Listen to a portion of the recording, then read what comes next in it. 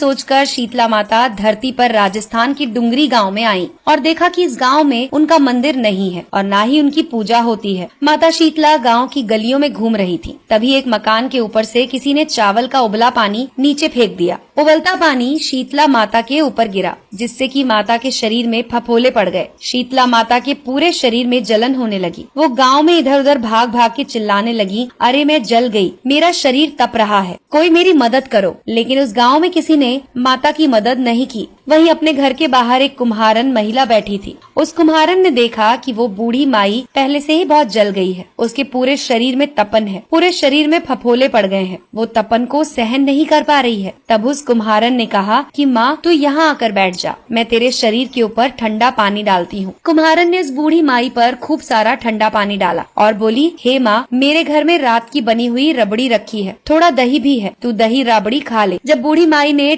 ज्वार के आटे की राबड़ी और दही खाई तो उसके शरीर को ठंडक मिली। तब उस कुम्हारन ने कहा, माँ बैठ, तेरे सिर के बाल बिखर गए हैं, ला मैं तेरी चोटी बना देती हूँ। कुम्हारन माई की चोटी गूंथने के लिए कंघी से बालों में करती रही। अचानक कुम्हारन की नजर बूढ़ी माई के सिर के पीछे पड़ी तो कुम्हारन ने देखा कि एक आंख बालों के अंदर छुपी हुई है। ये देखकर वो कुम्हारन डर के मारे भागने लगी। तब उस बूढ़ी माई ने कहा कि रुक जा बेटी, तू डर मत, मैं भूत प्रेत नहीं हूँ, मैं शीतला देवी हूँ। मैं तो इस धरती पर देखने आई थी कि कौन मुझे मानता है, कौन मेरी पूजा करता है। इतना कहकर माता ने अपने हीरे जवाहरात के आभूषण पहने हुए, सिर पर स्वर्ण मुकुट धारण किया हुआ अपना असली रूप उसको दिखाया। माता के दर्शन कर कुम्हारन सोचने लगी कि अब मैं गरीब, इस माता को कहाँ बिठाऊं। तब माता बोली, हे बेटी, तू किस सोच में पड़ गई है। तब उस कुम्हारन ने हाथ जोड़कर आंखों में आंसू बहते हुए कहा, हे माँ, मेरे घर में तो चारों तरफ दरिद्रता है, मैं आपको कहाँ बिठाऊं। मेरे घर में ना तो चौकी है ना ही आसन। तब शीतला माता प्रसन्न होकर उस कुम्हारन के घर पर खड़े हुए एक गधे पर बैठ गईं और हाथ में झाड़ू, दूसरे हाथ में डलिया लेकर उस कुम्हारन के घर की दरिद्रता को झाड़कर